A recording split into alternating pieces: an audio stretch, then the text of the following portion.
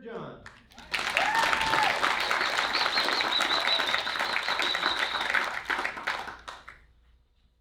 One of the best leadership lessons I've ever received came from watching a junior member of my team publicly challenge a high-paid consultant that I had hired and then openly question my judgment in front of my entire team. Let me set the scene for you.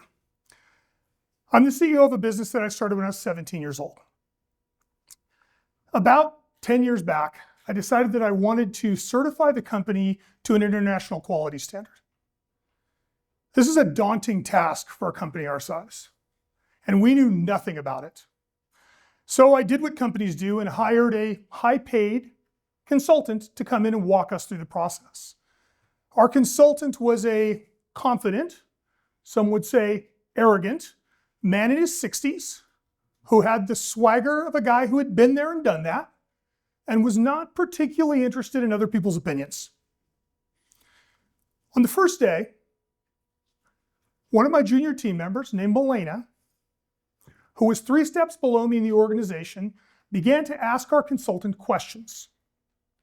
Her questions were initially curiosity-based. How does, why does? But they quickly turned to confrontational and aggressive. And by the end of the day, I pulled her aside and said, "Hey, what's going on?" And she said, "This guy doesn't know what he's doing, and I'm going to do some homework tonight." So she came back the next morning and she was ready for battle. She had read all the materials he had provided. She'd done her own research, and she came in a little hot right from the beginning. By lunch, the situation had gotten so awkward that I asked her to stop. She pulled me aside and said, "Look, we need to fire this guy, we need to do this ourselves, and I can run this." Which is a bold move for someone 3 steps below me in the org chart who had no experience in this kind of a program. It was aggressive, to say the least. I said, "We'll talk about it at the end of the day." We are losing, as a society, our ability to have these kinds of conversations. So what would you do? You're the leader. Do you turn over the program to her? Step away from the plan that you had laid for the company? Or do you proceed and shut her down? That's the question I'm faced with. One of the problems with us losing our ability to have difficult conversations is that we're becoming isolated. We are no longer able to have conversations about things with which we do not agree. We can no longer take criticism.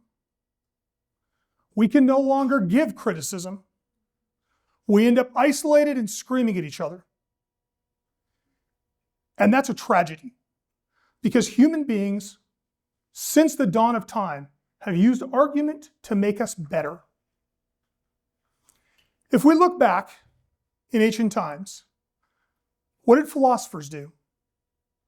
They argued. What is the scientific method? It's argument through experiment. What is our legal system? It is the power of argumentation. Our own Constitution is rooted in an intentional, constructive tension.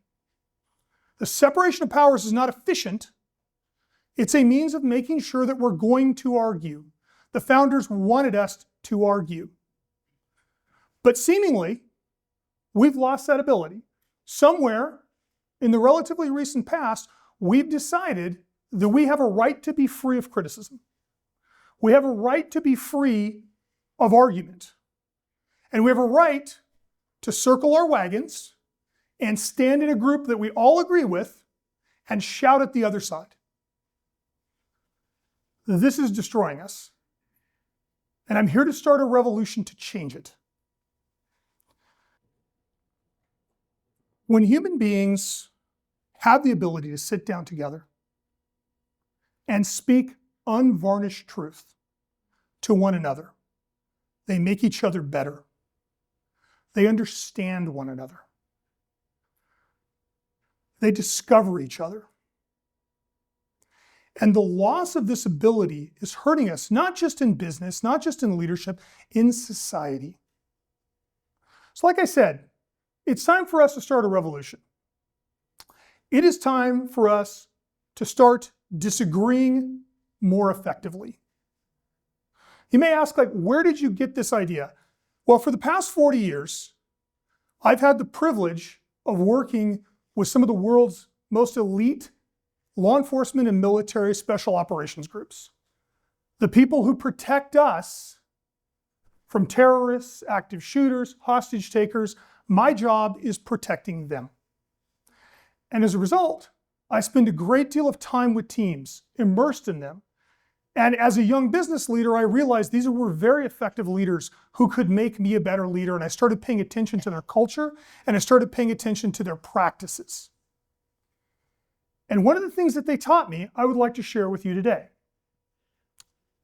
Argument will make you better. Disagreement will make you better. When we disagree with each other, we bolster our arguments.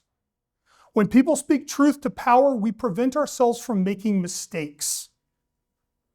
So I'm going to argue tonight that it is essential that we return to our argumentative past. And what I mean by argument here is a respectful face-to-face telling each other the unvarnished truth. I don't mean yelling at each other. I don't mean posting snarky things on social media. And I certainly don't mean spewing hate and vitriol at one another over race, religion, politics, ethnicity, sexuality, or anything else that we seem to get ourselves queued up about. So you might ask, how do SWAT teams use argument? Well, tactical planning, people's lives depend on. Anytime you are planning a tactical operation, you are betting the lives of your teammates on your plan. And as a result, they have a very aggressive culture. I know it might surprise you, but SWAT teams are comprised of some strong personalities. In fact, they select for them. And so the first step in our revolution today is for us to embrace strong personalities. It's for us to find people that will disagree with us, people that will argue with us, people that have different beliefs, people that have different views, people that will speak truth to power, even when it's awkward or inconvenient for them. One of the things that SWAT teams do to ensure that this happens is they have a practice of hiring strong personalities. In fact, when you look at the selection process for elite units, emotional courage is a selection point. The willingness to stand up and say, excuse me, this is wrong. I don't like this. I don't think we should do this. And it is extremely hard to find now. We have become a species of cowards. We run and hide under rocks. So it's critical that you surround yourself with strong people. Now, let me clarify what I mean by strong people. I don't just mean aggressive people. Because when I say strong people, everybody gets in their mind an image of, the alpha male screaming at you. That is not at all what I mean. Aggression is not what we're looking for. Sure, there are aggressive people who are also strong people. But that's not what we're looking for. Some of the strongest people in your lives are people that don't speak at meetings. They're diminutive. They're quiet. They're soft-spoken. They may be the person that sits in the back of the room and just takes notes. That doesn't mean that they're not strong. And part of our goal as a leader with our strong people is to empower them, to harness them, and to use their perspectives because their perspectives will make us better. One of the things that I frequently say is if you're not willing to argue with me, I don't think I trust you. Because it's very easy to surround yourself with people who don't have sharp edges. Compliant people are much easier to manage. And they don't argue, and they don't make trouble. And frequently what you do is you trade an uncomfortable excellence for a comfortable mediocrity. This is the equivalent of taking all the knives out of your kitchen because you don't want to hurt yourself with one. Don't get me wrong, spoons are great. But have you ever tried to eat a steak with a spoon? We need sharp knives. We need sharp people. We need people that argue with us and tell us when we're wrong. Step 2 in our revolution. It's time for us to harvest the wisdom of our entire team. Everybody in this room knows a lot about something. And yet as leaders, we're very inclined to listen to the loudest voice. We're very inclined to listen to the people who report to us directly. We're not very inclined to look at the person in the back of the room that hasn't said anything and say, what do you think? What is your opinion? And yet, groups are much smarter than individuals. We know that, right? We crowdsource all kinds of things. So if we crowdsource normally, why don't we do it as leaders? Why do we just turn to people that report to us directly? Why don't we look to the person in the back of the room that hasn't said anything in a while and pull them aside? Well, one of the things that SWAT teams and special operations units do is they run a program that is intentionally designed to harvest the entire group's wisdom. Because frequently, the guy that doesn't say anything in the meeting is the guy that after the fact said, yeah, no, I totally saw that and you guys could have totally prevented that, but nobody listened to me. Right? We've all had that experience. And sometimes that guy just says it because it's fun to say it, but sometimes you ran over the smartest person in the room. So the way special operations teams do this is they use a process called rank-off planning. So what that means is when we're going to plan an activity, when we're going to make a decision, everybody at the table has an equal voice. Rank comes off. Position comes off. Everybody is expected to speak and speak candidly. Junior members of the team speak first. Because as senior leaders, it's very easy for us to walk in and say, I think the sky's green, and everybody goes, yeah, oh yeah, the sky's green. We want the argument to take place. And if you look back at the great thinkers in history, they did their work in their 20s, guys. It wasn't in their 60s, it was in their 20s. So the 25-year-old, the millennial, or the Gen Z that everybody wants to marginalize may be the smartest person in the room. And if you're not paying attention to him, you're going to regret that decision. So rank comes off. We all speak. At the end, we make a decision, rank goes back on. Does that make sense? Okay, step 3 in our revolution here. It's time to attack your own plans. It is time to murder your own ideas. In tactical units, this actually started in physical tactical training. When a team was getting ready to deploy, they would bring in more of their team who had not participated in the planning and use them as an opposing force. They called them a red team. We use this term in corporate all the time now and don't even know what the origin of it is. But the idea behind red teaming is we're going to bring in objective, outside people to look at our plan and attack it. Because by attacking it, we're going to expose its weaknesses. And when we find weaknesses, we're going to address those weaknesses. And we may even red team it again. What does that mean? Well, in a corporate culture, that means we have to have an environment where every single one of us is comfortable getting our feelings hurt. We have to have an environment where we are more focused on getting the right answer than we are being the one that has the right answer. This is a culture we need to create. It's a culture we need to nurture.